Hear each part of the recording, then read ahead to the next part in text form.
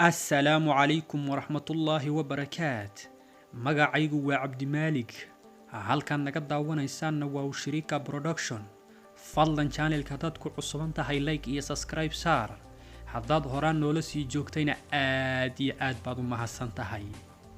haddaba maanta barnaamijkeena sida aad shaashada ka soo aragteenba wuxuu ku saabsan yahay fanaanada weyn ee bulshada magaca weyn ku leh ee loo yaqaan Qaaliladan. magaceeda saxdaana uu yahay Qaali Axmed. fanaanadan ayaa kama dambaystii in muddo ah sidii ay iyadaba ka dhawaajisay inay aad ugu rajo weyneed mar inay ka fariisato fanka mise fanaanimada ay ku soo jirtay muddo ka badan 10 sano. fanaanada caanka ah ee Qaaliladan ayaa kama dambaystii maanta ku dhawaaqday inay ka baxday dhanka fanka mise fanaanimada nooc kasto ay noqotaba. waa sidii ay iyadu hadalku u dhigtay, waxay dhahday haddii aan noqdo hees aan qaado misana ay noqoto aroos aan ka hayso misana xalfadaba, waxay sheegtay inay dhahday waan iska dhaafay dhanka fanka iyo fanaanimada.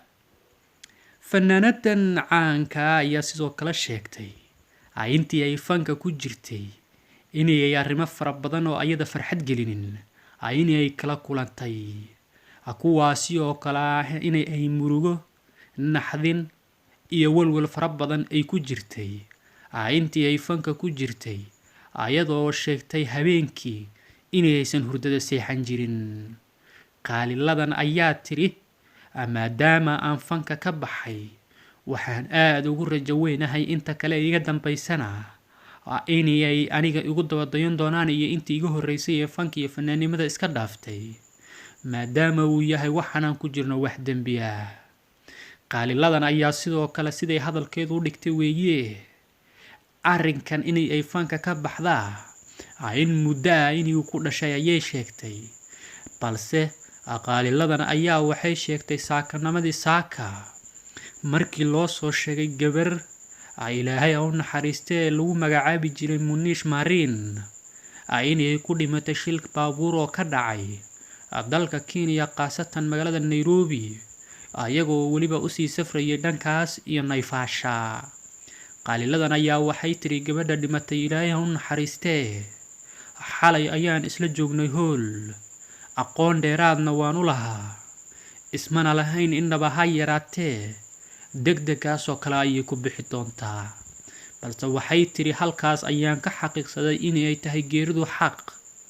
waqti kasto ay noqotaba inay mar adduunkan laga tagayo. Qaaliladan ayaa waxay tiri marka horeba hal far ayaan ku taagnaayay, balse kama dambaystii maanta waan go'aansaday ayay tiri inaan ka baxo fanka iyo fanaanimadaba.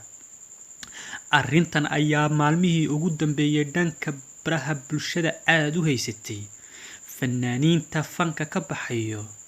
ilaahay ha soo wada hanuuniye, ilaahayna ha ugu wadee.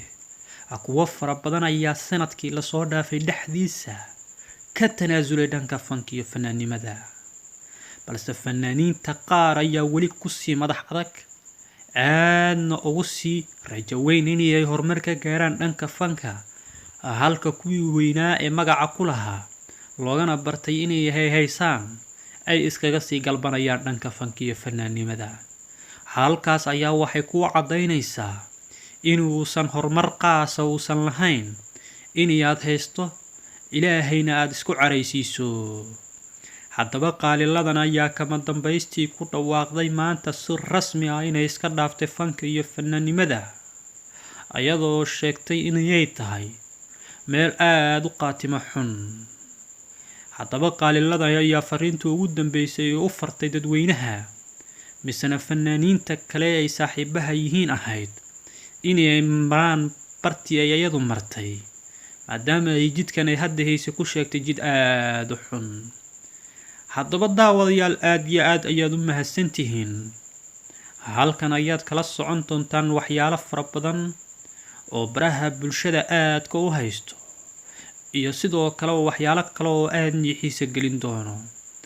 annaguna waxaan niga codsanaynaa si aad noola socotaan inaad channelka subscribe noo saartaan, like-tana aad nuga casuuntaan. aad iyo aad baad u mahadsantihiin. maadaawa aad daawashadan daawatay.